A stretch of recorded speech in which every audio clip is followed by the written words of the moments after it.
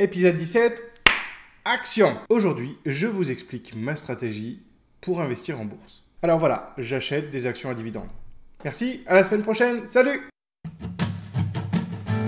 Quoi? Ah, vous vouliez savoir ce que j'achète, quelles règles je me suis fixées, et comment je fais. Ça vous intéresse? Mais pas de problème. Parlons fric!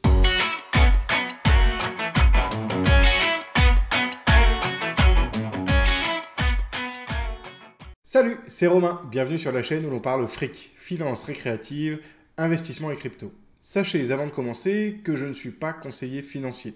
Je ne suis qu'un simple investisseur particulier et je mets ce contenu gratuitement à votre disposition dans un cadre récréatif et éducatif. Comme tout le monde à un moment donné, je suis passé par une phase où j'ai longuement réfléchi à mon avis. Je crois que la crise du Covid a poussé pas mal de monde à mettre certaines choses en perspective. Parmi toutes les questions que je me suis posées, est arrivée sur la table la question de l'argent. Pour moi et pour ma famille, maintenant et plus tard. Et même si l'argent ne fait pas le bonheur, faut bien avouer que ça aide à réaliser ses projets. L'important, c'est donc de définir des objectifs à court, moyen et long terme. C'est à cette époque donc que j'ai commencé à dessiner une stratégie visant à faire fructifier mon argent. Dans chaque discipline, il y a des paliers. Et dans les finances personnelles, l'étape du passage de l'épargne à l'investissement induit une certaine maturité qui vient après une stabilité de votre situation financière. Dans le cadre de la construction de mon patrimoine financier,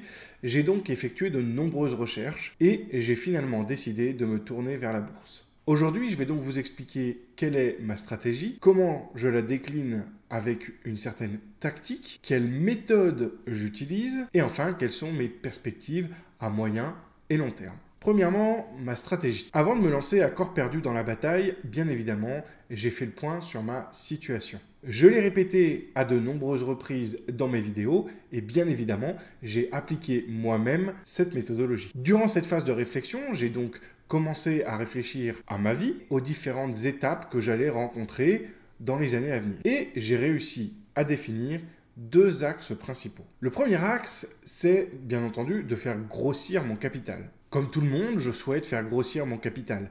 Et bien que je n'ai pas d'objectif précis, ça reste une ligne directrice. En gros, comme tout le monde, j'ai envie de m'offrir une belle retraite. Je pense qu'après 40 ans de bons et loyaux services, à 65 ans au moins, j'aurai le droit de prendre un peu soin de moi, de profiter avec ma famille et mes proches. Le deuxième axe, c'est de me créer un revenu complémentaire. Vous commencez à le savoir, l'une des bases de la liberté financière, c'est bien entendu de diversifier ses sources de revenus. Je souhaite donc m'orienter vers cet objectif pour me prémunir contre les éventuels événements de la vie ou même contre une perte, voire une chute de revenus. Donc, premièrement, faire grossir mon capital.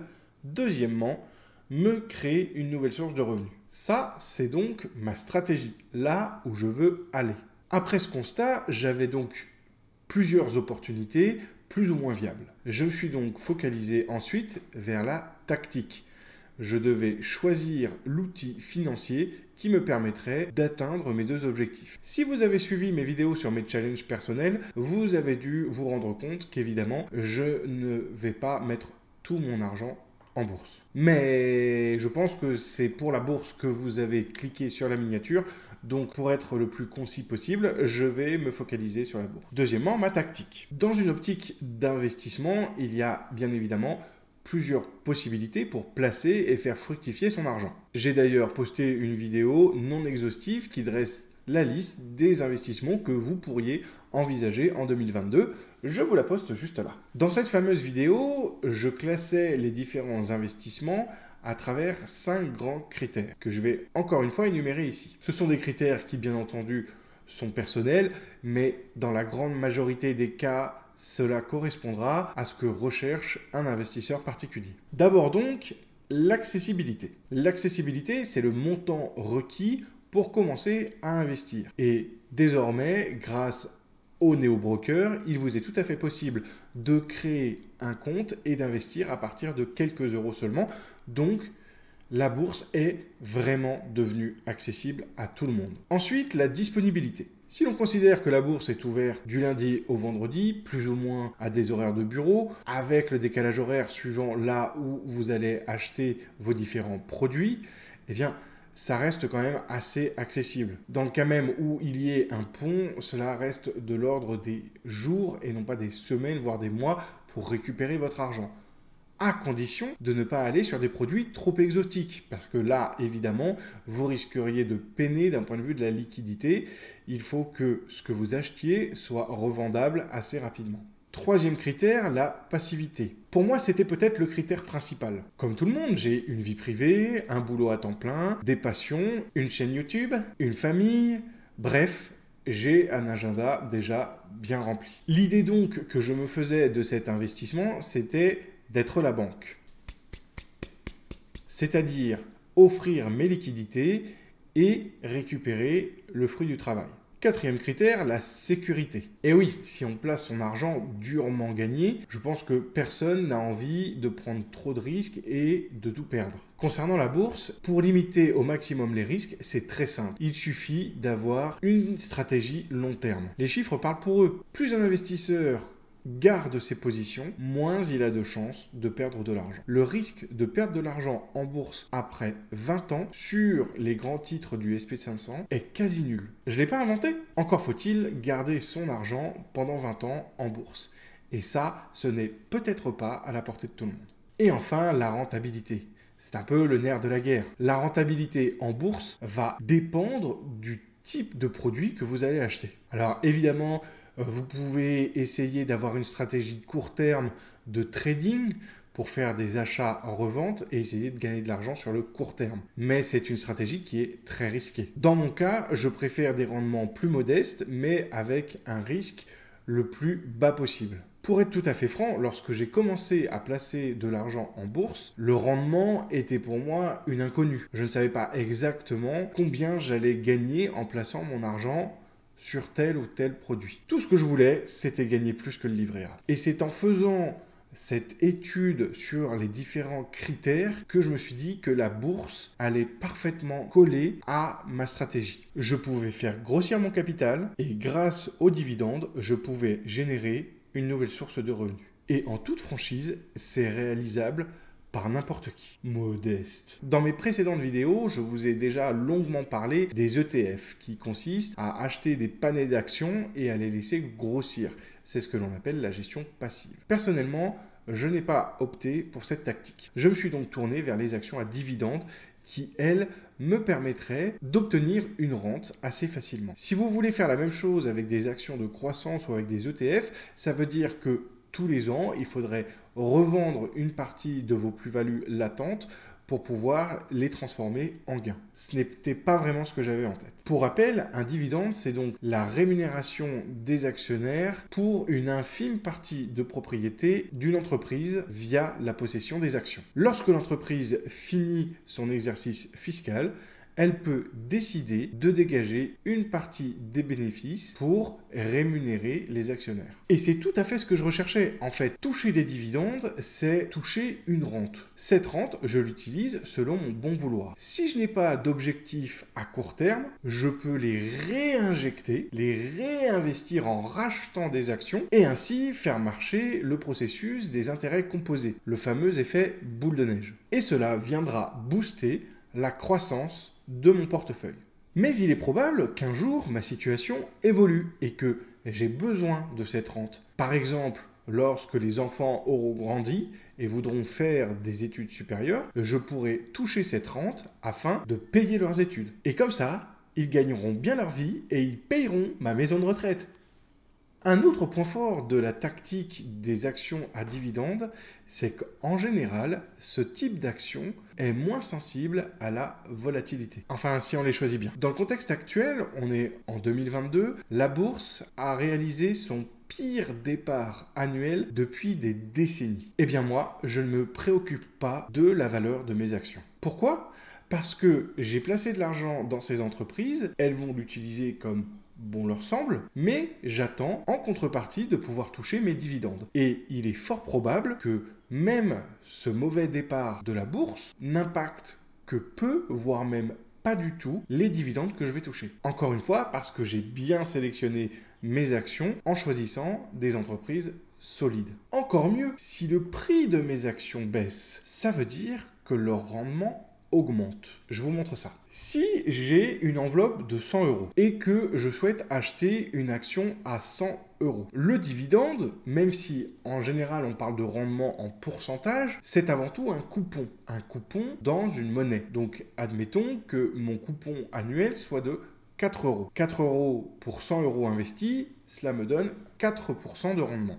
Si mon action est baissière, c'est-à-dire si mon action a perdu de la valeur, par exemple, elle est tombée de 100 à 80 euros, le coupon, lui, n'a pas changé. Ce qui veut dire que si j'achète une action à 80 euros, je toucherai 4 euros de dividende annuel. Et donc, mon rendement n'est plus de 4%, mais de 5%. Si je veux renforcer cette position, je vais donc faire baisser mon coût de revient unitaire, mon PRU, et je vais pouvoir acheter plus d'actions avec le même montant. Puisque je pouvais acheter une action avec mes 100 euros, maintenant qu'elle en vaut 80, je peux acheter 1,5 actions. Et sur ces 100 euros, je ne vais pas toucher 4%, mais bien 5 euros, c'est-à-dire 5%.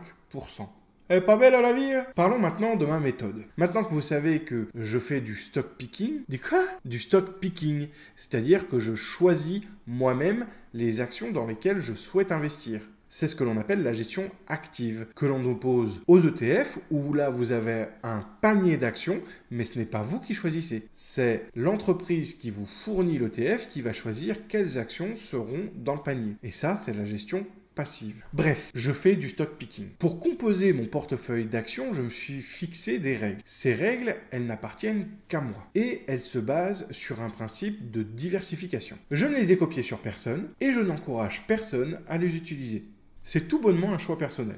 La base de ma méthode, c'est la diversification sectorielle. En bourse, on dit qu'il y a 11 secteurs et j'investis dans 10 d'entre eux. Le vilain petit canard, ce sont les utilitaires. Pourquoi? Eh bien tout simplement parce que j'ai le sentiment que les entreprises du domaine des utilitaires sont trop corrélées aux décisions étatiques. Par exemple, vous savez que dernièrement, l'État a demandé à EDF de prendre un certain nombre de mesures compte tenu de la crise énergétique et les premières estimations disaient que cela coûterait environ 2 milliards d'euros à l'entreprise. Ce genre de décisions sociales sont bien entendu nécessaires et je les comprends tout à fait.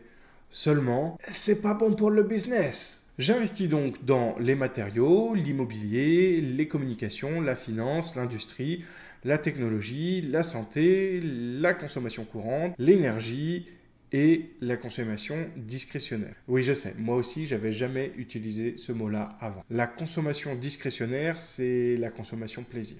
Voilà. Pour chacun de ces secteurs, j'investis dans 3 entreprises américaines. Si je trouve une bonne opportunité, j'ajoute une 4e action pour une entreprise française. Allez les bleus! Ça, c'est ma règle de base. Pourquoi est-ce que je choisis des actions américaines? Eh bien, tout simplement parce que je les trouve plus performantes. Et surtout, la mentalité des entreprises américaines vis-à-vis des dividendes est bien différente de celle des boîtes françaises. Et donc, par exemple, dans le secteur de l'industrie, j'ai investi environ 25% chez 3M, 25% chez Caterpillar, 25% chez UPS et 25% chez Vinci. Cocorico! Voilà, chaque mois, j'ai décidé d'investir 200 euros dans un ou plusieurs secteurs. Bien entendu, ces 200 euros ne peuvent pas acheter une action entière pour chacune de ces entreprises et c'est pour ça que j'utilise un néo-broker qui est Trading 212 pour lequel je vous mets un code parrainage en description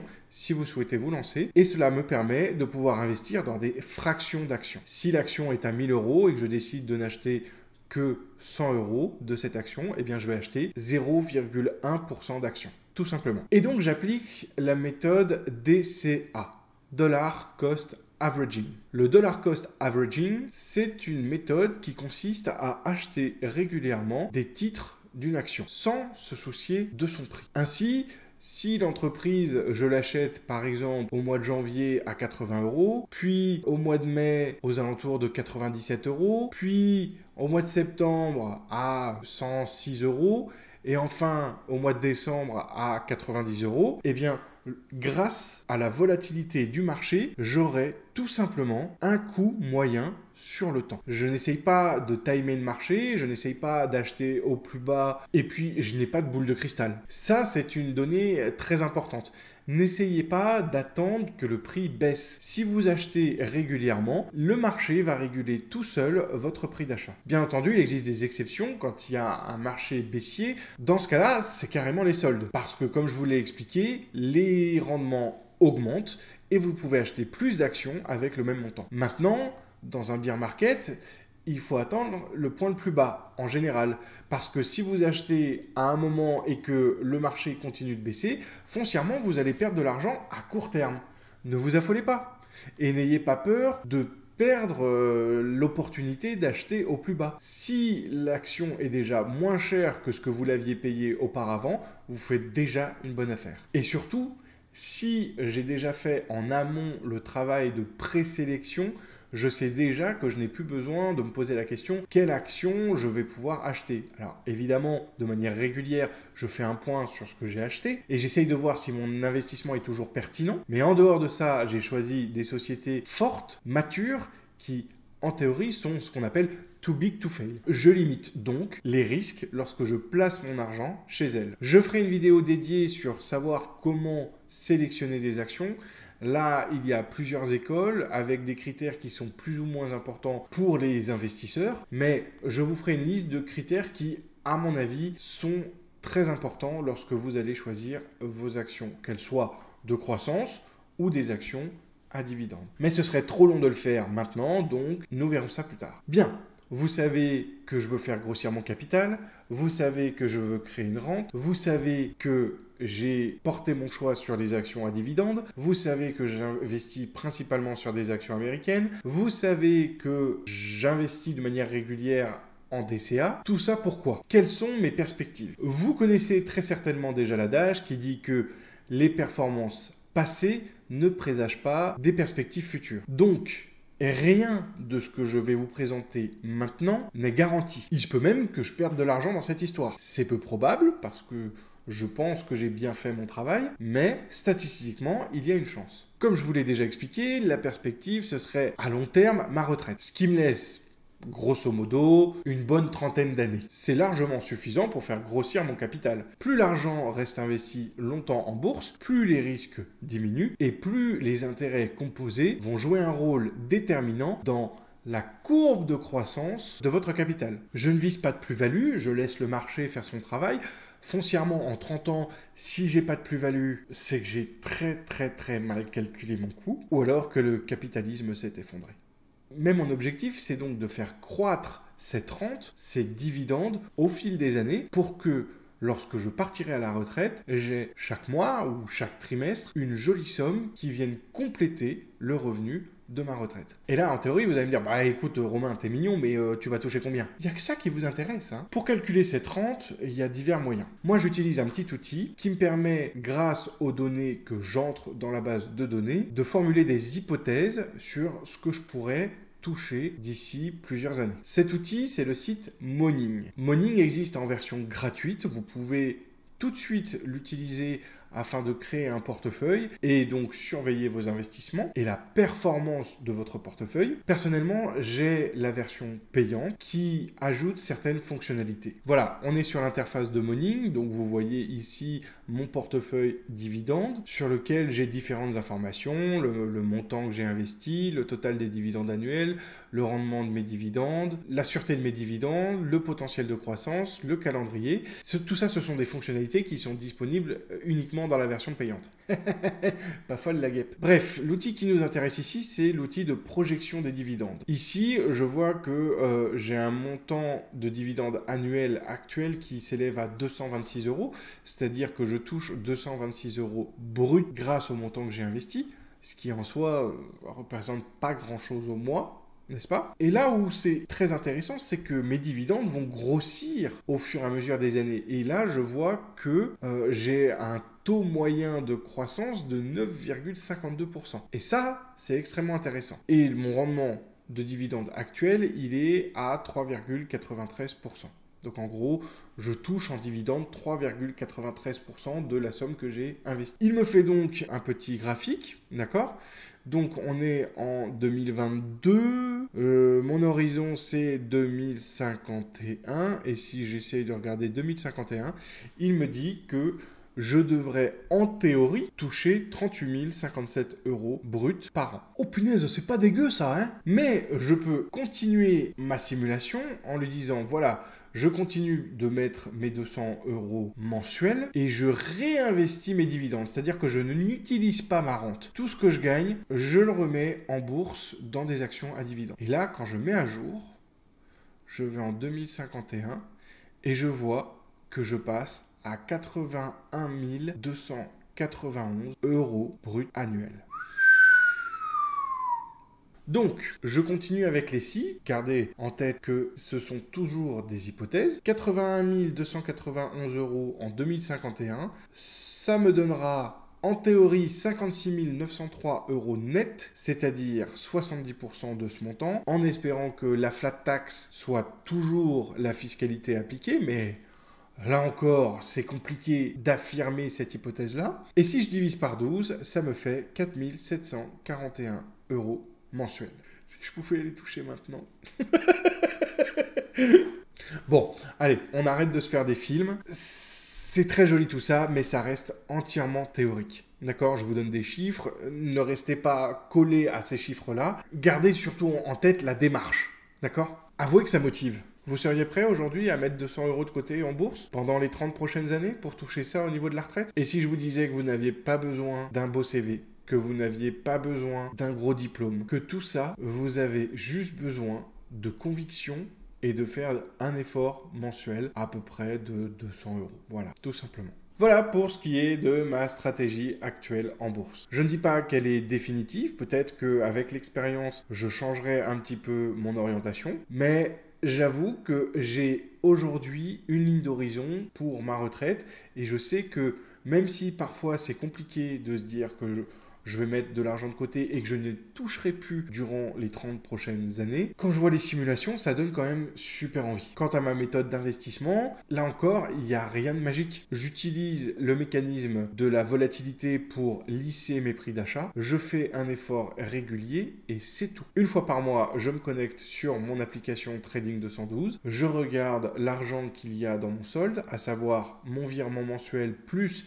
les dividendes du mois écoulé et je réajuste pour essayer d'avoir 10 secteurs qui représentent plus ou moins 10% de mon portefeuille. Imaginez que la bourse, c'est actuellement une de mes orientations d'investisseurs. Mais j'en ai d'autres, évidemment. On ne met pas tous ses œufs dans le même panier, donc je ne mets pas tout mon argent en bourse. Et si vous voyez ces montants-là pour ma retraite, imaginez que j'aurai aussi un petit peu d'immobilier, j'aurai aussi un petit peu de crypto et 2 ou 3 investissements plus exotiques. Tout ça cumulé me permettra de vivre correctement avec ma famille, de pouvoir profiter de ma vie et de me dire que je l'ai bien mérité. Alors, vous êtes toujours sur les ETF ou vous envisagez les dividendes? Je suis curieux de savoir. Mettez-moi en commentaire quelle est votre stratégie et dites-moi pourquoi est-ce que vous avez choisi cette tactique. C'est terminé pour aujourd'hui. Merci beaucoup de m'avoir suivi. N'hésitez pas à déposer un petit pouce bleu si vous avez appris des choses et à partager autour de vous les vidéos pour vos amis, pour votre famille. Si vous pensez que c'est un contenu de qualité et intéressant, voilà, ça fera grossir la chaîne. Par avance, merci beaucoup. Je vous dis à la prochaine et d'ici là, prenez soin de vous et de votre fric. Salut!